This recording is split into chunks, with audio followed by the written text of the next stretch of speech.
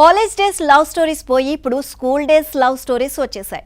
ఆ వయసులో పుట్టేది ప్రేమ కాదు, ఇన్ఫాచ్యుయేషన్ అని అంటారు సైకాలజిస్టులు. అయితే అలాంటి ఇన్ఫాచ్యుయేషన్ జీవితకాలం పాటు ఉంటే దాన్ని ప్రేమ అనుకోవచ్చా? టీనేజ్ లవ్ స్టోరీస్ మనకు కొత్త కాదు, కానీ టీనేజ్లోకి ఎంటర్ కాని వారి ప్రేమ కథలను సైతం చూడాల్సిన దారుణమైన పరిస్థితి వచ్చేసింది. అయితే ఏప్రిల్ 18న విడుదలైన మధురం మూవీ టీనేజ్లోకి ఎంటర్ అయిన ఓ అబ్బాయి అమ్మాయి ప్రేమ కథ.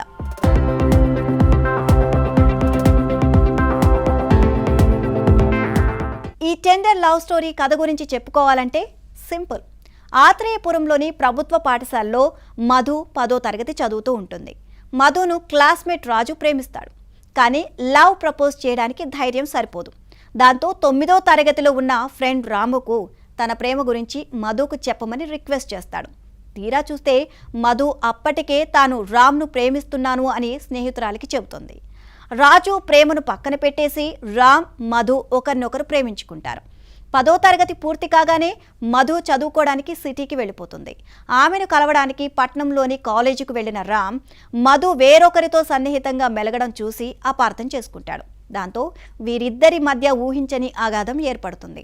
ఒకరంటే ఒకరికి మనసులో ప్రేమ ఉన్నా ఈగోని జయించలేని కారణంగా దూరమైపోతారు. వారిలోని మధురమైన ప్రేమ కారణంగా వీరు చివరకు ఎలా కలిశారు అన్నదే ముగింపు.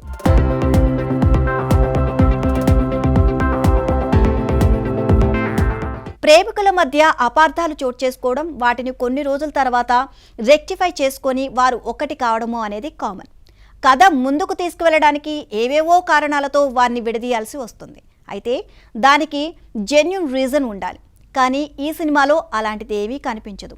హీరోయిన్ మీద హీరోకు ఉండే విపరీతమైన ప్రేమే దానికి కారణం అన్నట్లుగా దర్శకుడు చూపించాడు. అలానే ఒకానొక సమయంలో హీరోయిన్ హీరోని దూరం పెట్టడానికి చూపించే రీజన్ కూడా ఏమంత కొత్తది కాదు.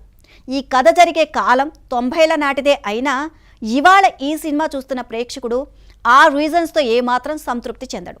దాంతో ఎలాంటి ఉత్సుకత కలిగించని ప్రేమ కథగా మధురం మిగిలిపోయింది.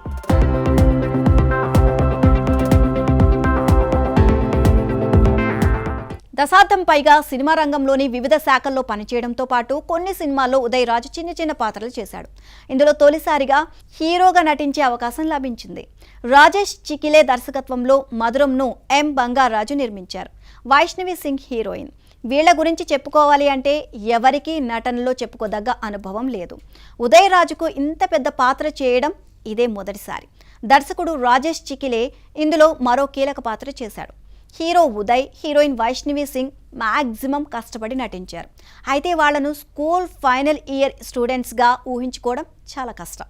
స్కూల్ హెడ్ మాస్టర్గా bus stop fame Koteswararao, hero తండ్రిగా కిట్టయ్య, స్నేహితుడిగా అప్పు నటించారు. ఇతర ప్రధాన పాత్రలను దివ్యశ్రీ, జబర్దస్త్ ఐశ్వర్య, ఉషా తదితరులు పోషించారు. మనోహర్ కొల్లి సినిమాటోగ్రఫీ, వెంకీ వీణా ట్యూన్స్ కాస్తంత బాగుండడంతో పాటలు వినసొంపుగాను చూడదగ్గవిగాను ఉన్నాయి. పల్లెటూరి వాతావరణాన్ని మనోహర్ చక్కగా క్యాప్చర్ చేశారు.